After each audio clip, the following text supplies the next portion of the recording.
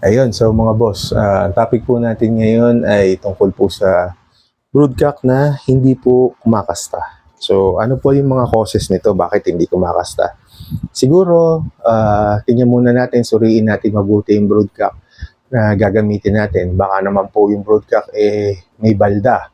So, hindi po siya makasampa, hindi niya mahabol yung inahin, kaya hindi siya makasampa at yung mga itlog walang mga similya pagka pinapapisa po natin. So, yun po, number one, baka baldado. Pangalawa, yung kondisyon ng broodcock. Siyempre, dapat po yung broodcock natin ay dapat parang panlaban po yung pakain natin hanggat maaari, kumpleto sa vitamins para talagang kumpleto yung nutrition, lalo na kung marami po siyang kinakastahan ng mga inahin. So, yun, dalawa na. Nutrition. Tapos, isa pa pong na-observe ko dito, baka naman po ang may problema naman, hindi naman yung broodcock, yung inahin naman ang problema. Hindi pa siya talaga handa na magpa-mate, kaya hindi po talaga nagpapababa yung inahin.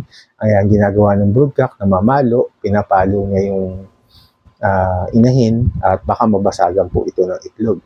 Experience ko po dito, yung sa mga namamalo na mga, since nabanggit ko na po rin po, yung namamalo ng mga lalaki, dapat po kasi talaga sa stage na mga 5 months to 6 months, ginagawa po natin to sa hardening stage. Nilalagay po natin yung ating mga stag sa pen na may kasamang inahin na hanggat maaari po sana, hindi po bata yung mga inahin na ginagamit natin doon. Yung mga age po para marunong pong bumaba, para hindi po ma-frustrate yung mga stags na pagka kumasta sila, hindi po sila makakasta.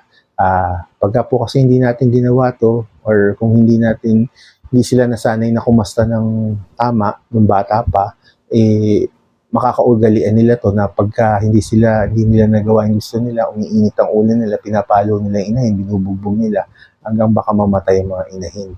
So, yun po ang isang cause nun.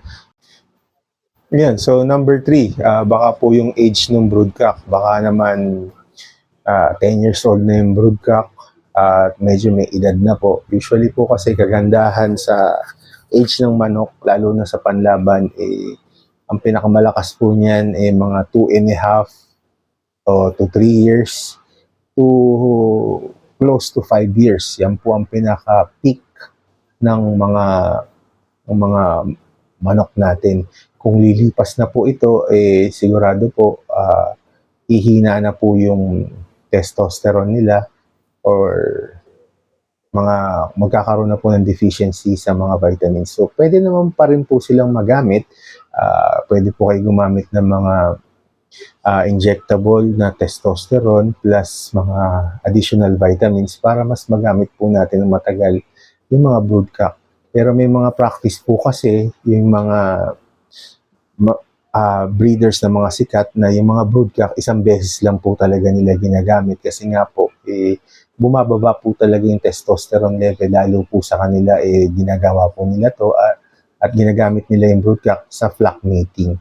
Pero kung pailan-ilan lang naman po yung ginagamit yung broodcock, siguro pwede nyo pa po itong ma-extend. So, depende na lang po sa gamit. Maganda po talaga na yung stag natin, bata pa lang, nasanay na pong kumasta ng tama at para hindi po niya tumadala pagtanda niya. At para pagka, if ever, ginamit natin siya sa tama ang nutrition, makapasta po siya ng maayos at magamit po natin siyang as broodcock at para sa mga magandang similya at mga healthy chicks. So, yun lang po. Kung meron po kayong additional na mga katanungan at kung meron pong hindi ako natakal tungkol dito sa topic na to, feel free po to comment. So, pag-usapan po natin. So, thank you very much po.